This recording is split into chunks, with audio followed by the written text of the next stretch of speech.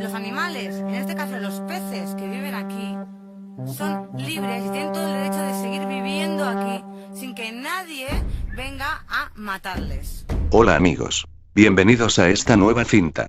Un día de furia es una película americana de 1993, clasificada en el género de drama social y psicológico.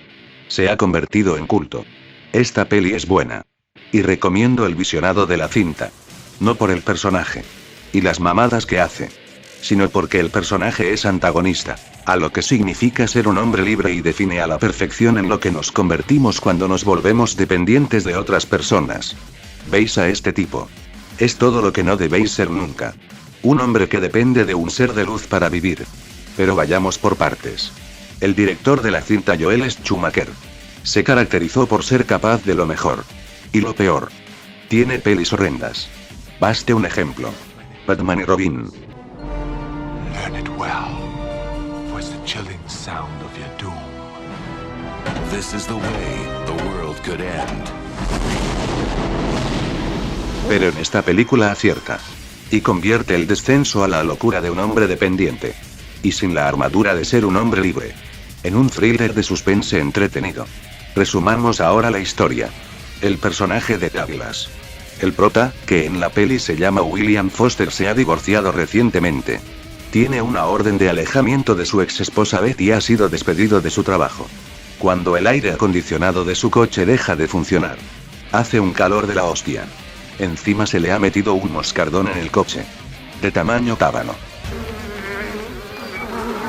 Le da una paranoia que te cagas y abandona su coche en mitad de un atasco. No puedo. ¡Por la gloria de mi madre! ¿Qué tal, Queen? ¿Esto qué? Hasta luego, nunca. No muy lejos de allí conocemos a la némesis de Douglas en la peli. Este poli, el sargento Prendergast. Una némesis que tiene algo en común.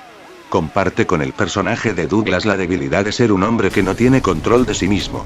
Y se ha acostumbrado a ser enteramente esclavo y dependiente de su ser de luz.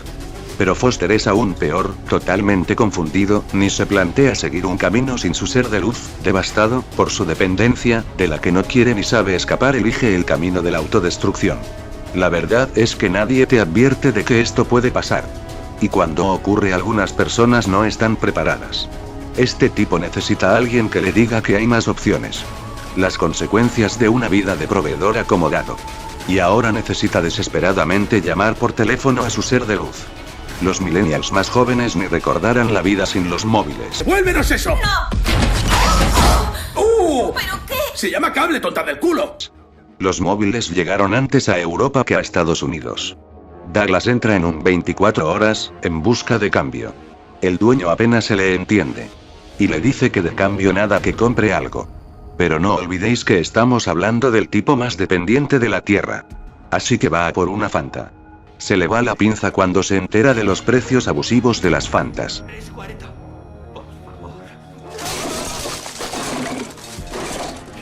Y es que el precio del mercado de Fantas es lo que más preocupa a un buen paga Fantas.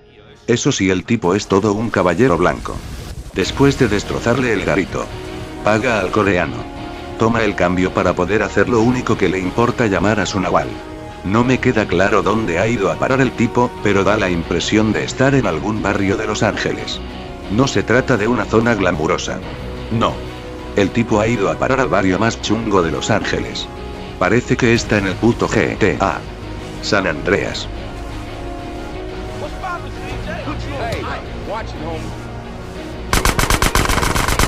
Para los que sean muy jóvenes y no lo recuerdan, estamos en una época de recesión. Los primeros años de la década de los 90, que llevaron a la derrota electoral de Bush padre. En esa época había una leyenda urbana según la cual, si te bajabas de tu coche en determinados barrios peligrosos de Los Ángeles, poco menos que estabas muerto. Había una peli de la época, no recuerdo el nombre, a ver si alguien se acuerda y me lo dice. De unos tipos en una caravana de fiesta, que tienen un pinchazo y las pasan putas. Pero Douglas necesita llamar.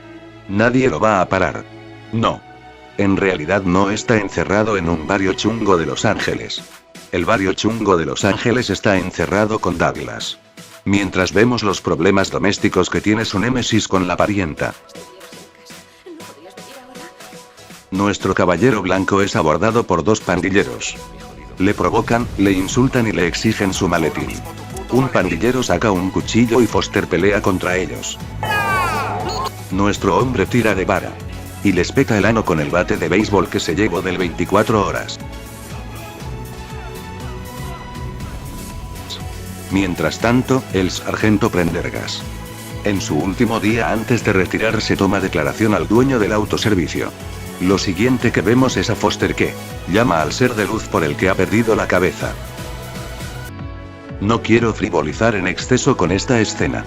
Sé que muchos hombres que dependen de un ser de luz pasan por trances similares. Cada cual es libre de vivir como quiera. Pero ¿te has parado por un momento a reflexionar lo estúpido que es? Que por la dependencia en otra persona, seas el protagonista de una serie de decisiones que van a contribuir en tu autodestrucción. Los pandilleros encuentran a Foster. Intentan asesinarlo en venganza por el atraco.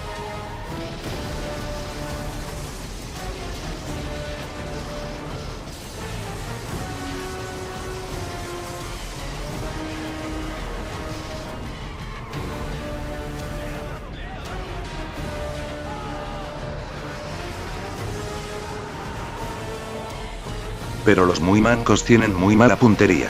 Y se pegan un ostión. Menuda leche. El del volante termina reventado.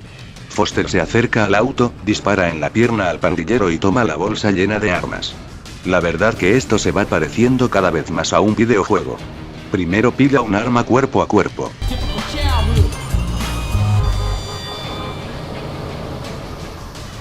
Y ahora ya tiene un surtido equipamiento en armas.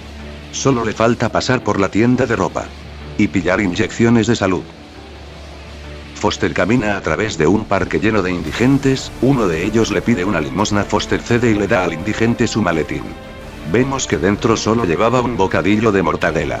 Mientras tanto, la ex Beth llama a la policía. La novia de uno de los pandilleros accidentados es interrogada por la policía. Describe al personaje interpretado por Douglas. Y Prendergast conecta el incidente del autoservicio con el tiroteo. Mientras tanto, Foster necesita hacer una pausa en la misión principal. Es sabido que estas misiones cansan mucho, y te dejan como un palillo. Entra en un local de comida rápida. Foster intenta pedir un desayuno, pero ya han cambiado al menú del almuerzo 7 minutos antes.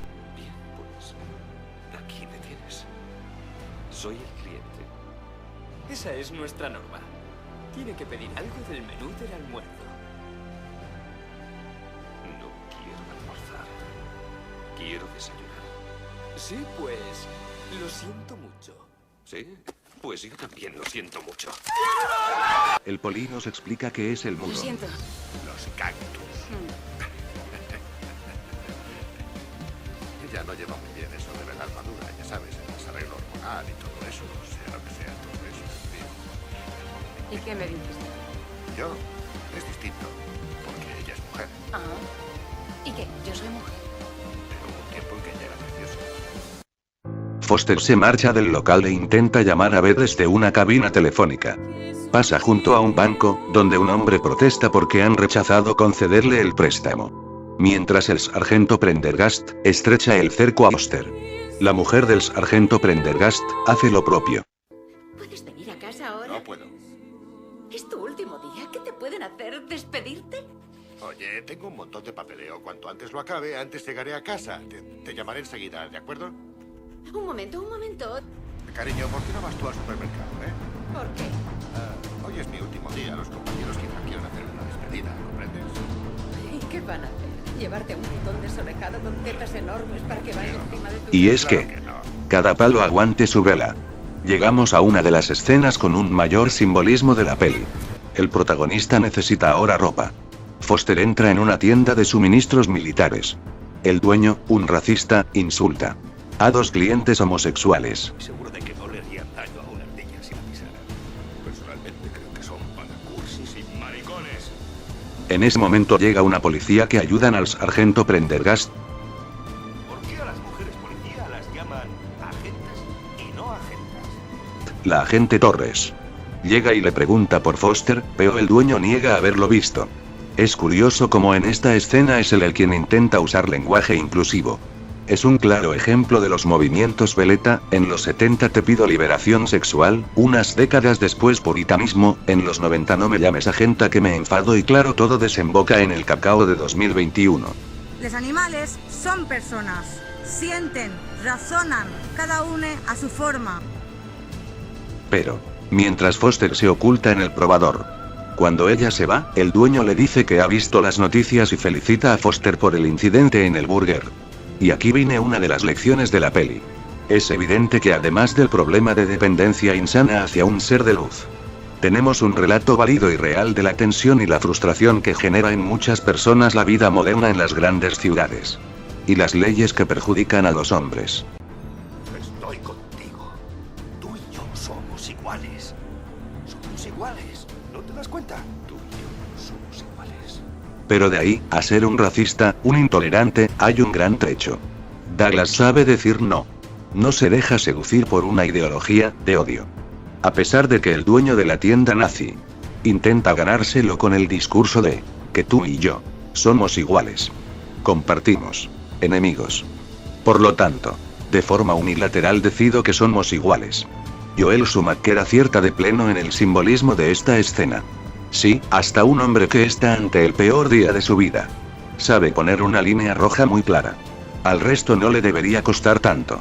Me refiero a los que se achican ante el racismo y la misandría. Joel Schumacher hace en esta película una crítica social brutal. Pero al mismo tiempo se asegura que nadie en el futuro se apodere de su obra, cambiando el significado del mensaje. Lo siguiente que ocurre es posiblemente la escena más simbólica y recordada por todos. Foster se topa con unos obreros que están provocando un nuevo atasco. El mismo tipo de atasco que le hizo bajar del coche. Les acusa de hacer construcciones innecesarias para justificar su presupuesto. Y es que opino que en estos tiempos la estrategia del postureo, de los estómagos agradecidos, se ha hecho todo un arte. Opino que después del colapso de la burbuja inmobiliaria, se creó otra burbuja enfocado en el expolio y despilfarro en asociaciones de seres de luz. Es el mismo perro con distinto collar, del despilfarro en la especulación urbanística de los 90. El grueso de las subvenciones destinadas a estas asociaciones las gestionan ayuntamientos de todos los signos. El pastel del género sustituye al pastel urbanístico. Y todos quieren su trozo de pastel. Lo cual requiere de un blanqueo social. El ruido y el atasco de la obra es la manifestación de los estómagos agradecidos de hoy en día. El grueso del presupuesto, un 60%, se destina a las oficinas municipales. Y no a las víctimas. Con estas subvenciones, por ejemplo, se paga a una trabajadora social, a una responsable de apoyo jurídico y a una psicóloga del centro local. Diga, ¿qué le pasa a la calle? Nada. Foster llama de nuevo a Beth. Ella cuelga el teléfono. Y se va por patas. Poco después de que Foster llegue a la casa vacía, el tipo está un rato mirando en la televisión viejos vídeos caseros. El poli por fin rompe la cadena. Y le dice a su esposa que deje de controlarlo. ¿Ha quedado claro? Aunque la esposa llevaba razón en lo del putón.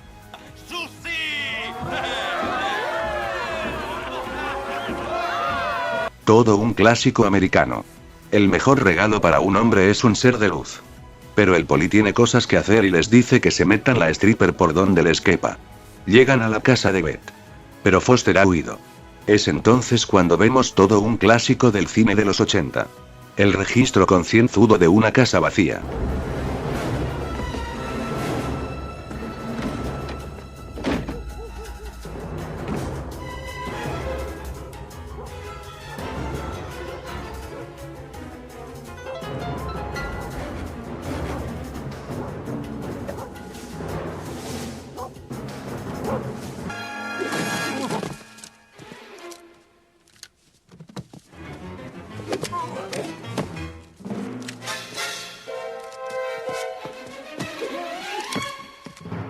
El final de la peli es bastante gore.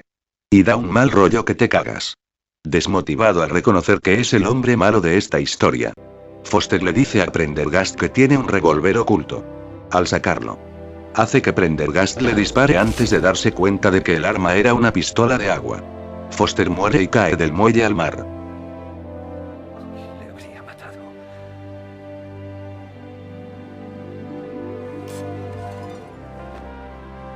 Muy gore.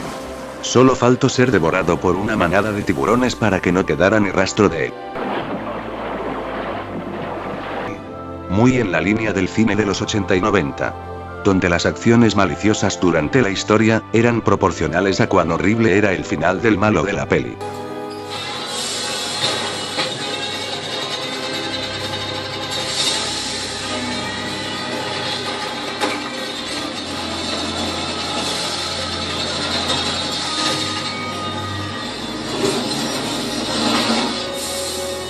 Opino que Joel Schumacher hace un buen trabajo en la peli. Y sería una lástima los que solo la viesen a un nivel superficial. ¿Y tú qué opinas? ¿Opinas que es un reflejo inquietante y preocupante de nuestra sociedad? ¿O piensas que solo estamos ante una fantasía de venganza brutalmente manipuladora?